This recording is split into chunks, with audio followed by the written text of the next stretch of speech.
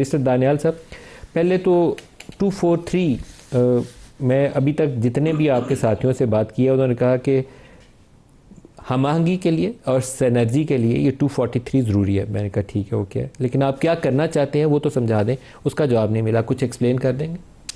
बिस्मिल्लाहिर्रहमानिर्रहीम। Thank you ji for having me on the show.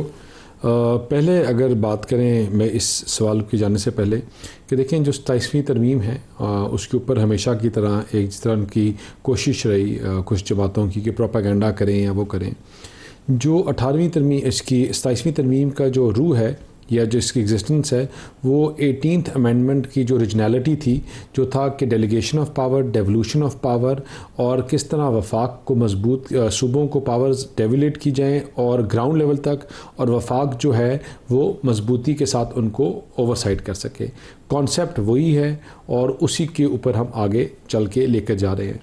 इससे आने वाले टाइम पे जिस तरह हम पहले बात कर रहे थे कि इससे जो ट्रू सेंस में डेवोल्यूशन ऑफ पावर का जो कॉन्सेप्ट है वो निचली सतह तक जाएगा और आप जो एक सियासी जमातें जो हाइड एंड सीक खेलती हैं हमेशा अवाम के साथ और उनकी जो ट्रू पावर्स हैं उन तक नहीं पहुंचने देती, तो उसकी जो रेवोल्यूशन कैसे होगी? वो है वो आपका आइन में आप सूबों को देते हैं पैसा, देखिए आप उसका, और सूबे आपके मुकामी हुकूमतों के इंतखाबात नहीं कराते, आपकी पंजाब हुकूमत नहीं कराती, आप इस्लामाबाद में नहीं कराते।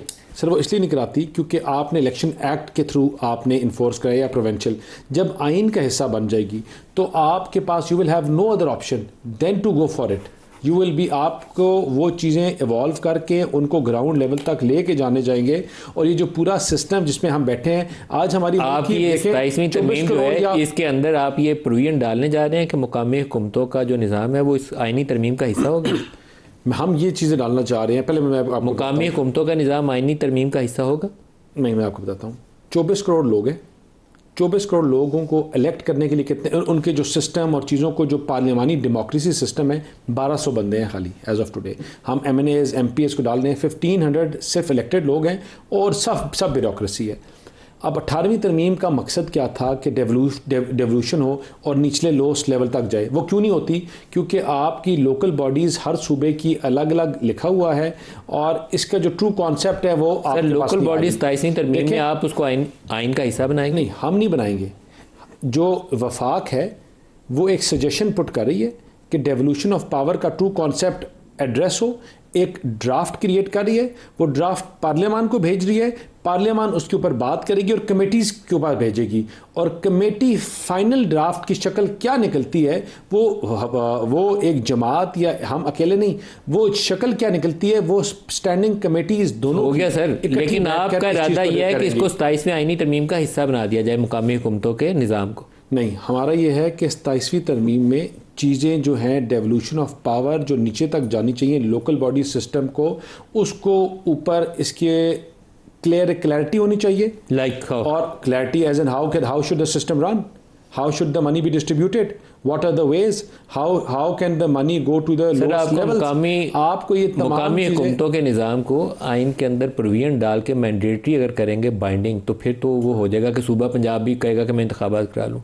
अदरवाइज़ तो बड़ी खुली रोशनी पड़ी हुई है, वो नहीं कराते इंतखाबात। देखें नहीं, हम जब तक उसका ये देखें ना, पार्लियामान है ही इसलिए कि इन चीज़ों के ऊपर फाइनलाइज ड्राफ्ट कर सके और फाइनलाइज ड्राफ्ट जो है कमेटी का कुछ दिल कर रहा है कुछ कहने के लिए। मैं डॉक्टर साहब का इसलिए क्योंकि जब वो ड्राफ्ट इनके सामने आएगा और जिसके ऊपर आपने गवर्नमेंट की जो सजेशन है वो उसके ऊपर डिबेट होगी और कमेटी फाइनलाइज करेगी कि उसको इसके अंदर इनकॉर्पोरेट करना चाहिए या नहीं करना चाहिए। डॉक्टर साहब, सर आज MQM की प्रेस कॉन्फ्रेंस के बाद मुझे एक चीज़ के ऊपर ना बहुत कन्विक्शन थी।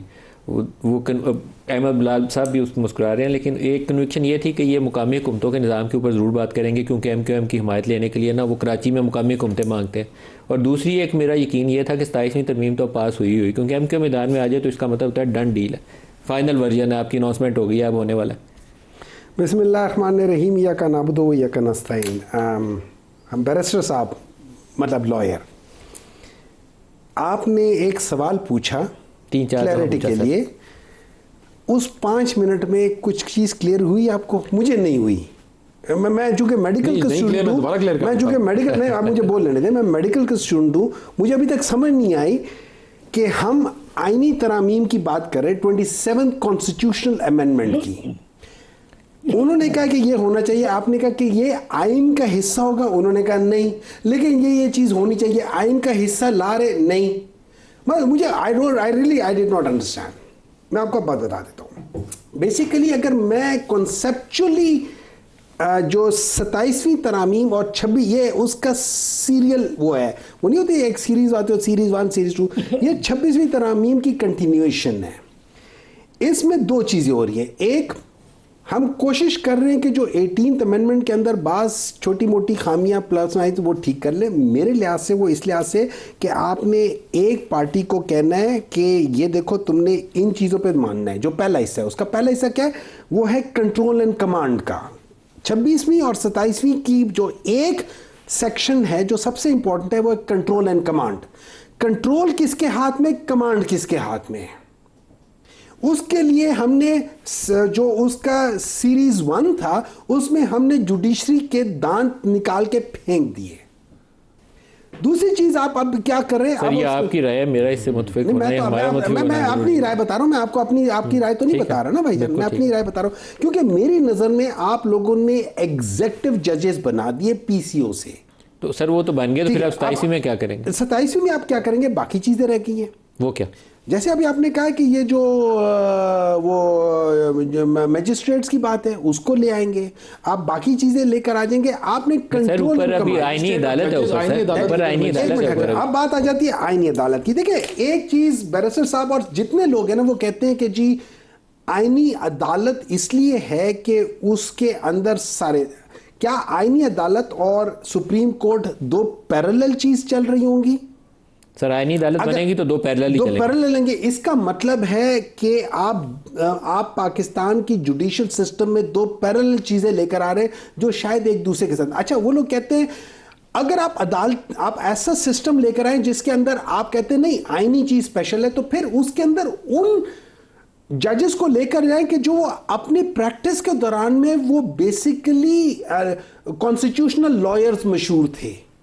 आप उन जजेस को मत लेकर आए कि जो कि क्रिमिनल लॉयर से अपने टाइम पे या फिर वो कॉर्पोरेट लॉयर से, उनको मत लेकर आए क्योंकि उन्होंने तो उन 15-20 साल में जिसमें उन्होंने प्रैक्टिस की है। नहीं, तो तफसील की बात होगी ना, आईनी अदालत बननी चाहिए नहीं बननी चाहिए, आपको मेरे लिहाज से supreme court is good enough, वही गुड इनफ है, गुड इनफ। अच्छा, हम लोगों ने कोशिश की कि बिलाल साहब से राय ले ली, हम लोगों ने कोशिश की कि चलो हम देख लेते हैं, ये आईनी बेंच बना लेते हैं। आपने देखा आईनी बेंच का क्या है हो रहा है? आप कुछ कहेंगे? मैं बिलाल साहब सारा दिन जो ना सुप्रीम कोर्ट के केसेस देखते हैं, सारा दिन कौन से केसेस चल रहे होते हैं? Constitutional cases.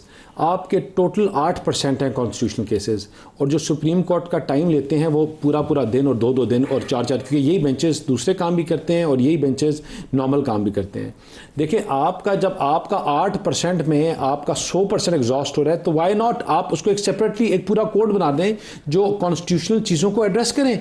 और मैजिस्ट्रियल पावर जो दूसरी पावर्स का तो आपस में कोई ताल्लुक ही कोई नहीं है। देखिए अगर मैं आपको हकीकत डीप डाउन में आपको बताऊं कि 27th अमेंडमेंट की अगर एक भी कोई गलत क्लॉज निकाल दे, ऐसा क्लॉज कि जो आपको कमजोर कर रहा है, जमहूरियत को कमजोर कर रहा है, आपके सिस्टम को कमजोर कर रहा है, क्लॉज बता दें जिससे जमहूरियत मजबूत हो रही है। Not even a single one. सबसे पहले लोकल बॉडीज को आप आईनी तहफ़्फ़ुज़ नहीं दे रहे सर, दे रहे। आप सब चीजें करेंगे, जब आएगी तो आपको नजर आएगा। आप आईनी तहफ़्फ़ुज़ देंगे। दूसरा पूछें, दूसरा मैजिस्ट्रियल पावर्स। आम बंदा धिके खाता रहता है, उसको कोर्ट्स के ऊपर वहां कभी क्रॉस एग्जामिनेशन हो रही है, एग्जामिनेशन चीफ हो रही है, जो बेसिक मैजिस्ट्रियल पावर्स आपको गुस्सा है, आप पकड़ के डॉक्टर साहब को अंदर बंद कर दें, ये कहां जाएंगे? कौन करता है ये? आप करेंगे? आपकी मैजिस्ट्रेट नहीं, हम क्यों करेंगे? मैजिस्ट्रियल पावर्स आपके पास है। अहमद साहब से सर मुझे बात बताएं, हर सूबे का अपना अपना चल रहा है, ये कहां चलता है? अहमद बिलाल, मैं पूछता जो 27वीं आईनी तरमीम लाई जा रही है उसके अंदर आईनी अदालत का मामला है जिसके ऊपर अभी तक ज्यादा राय आई है, और ये एक डेवोल्यूशन ऑफ पावर को बैरिस्टर साहब बड़ा जोर दे रहे हैं, मैं अभी तक समझा नहीं हूं। आप अगर इस दोनों इश्यूज के ऊपर अपना राय आप दे दें, फिर आगे भी चलाते हैं इसको। बहुत शुक्रिया। देखिए आईनी अदालत तो 26th कॉन्स्टिट्यूशनल अमेंडमेंट का अनफिनिश्ड एजेंडा है।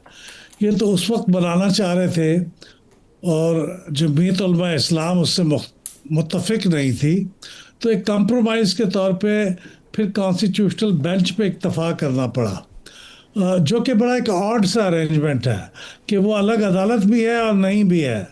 तो मेरे ख्याल में कॉन्स्टिट्यूशनल कोर्ट बनाना वो कॉन्स्टिट्यूशनल बेंच से ज़्यादा बेहतर चीज़ है, और ऑलरेडी उसके लिए काफ़ी हद तक तैयारी हो चुकी हुई है।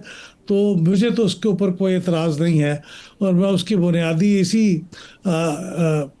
आर्ग्यूमेंट से इत्तेफाक करता हूँ कि ज़्यादातर केसेस तो कॉन्स्टिट्यूशनल नहीं होते, वो फिर सफ़र करते हैं, क्योंकि कॉन्स्टिट्यूशनल केसेस थोड़े होते हैं लेकिन वो वक्त बहुत खींच लेते हैं।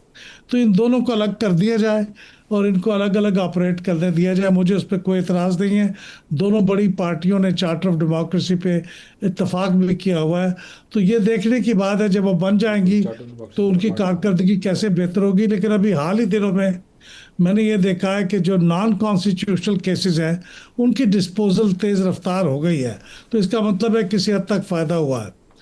अब आपने दूसरी डेवोल्यूशन की बात की थी, मैं बहुत खुश हुआ हूँ ये बात सुन के, लेकिन अनफॉर्चुनेटली लोकल गवर्नमेंट को मजबूत बनाने के लिए कोई कॉन्स्टिट्यूशनल प्रोविज़न जिसकी इंतहाई सख्त ज़रूरत है, वो इस वक्त जो बिलावल भुट्टो साहब के ट्वीट से चीज़ें ज़ाहिर हुई हैं उनमें तो शामिल नहीं है। मैं इसरार करूँगा कि PMLN ने MQM के साथ मुआहदा भी किया हुआ है। हमने भी एक ड्राफ्ट कॉन्स्टिट्यूशनल अमेंडमेंट सेनेट में 2023 में इंट्रोड्यूस कराई थी एक सेनेटर के थ्रू, और MQM ने भी की हुई है।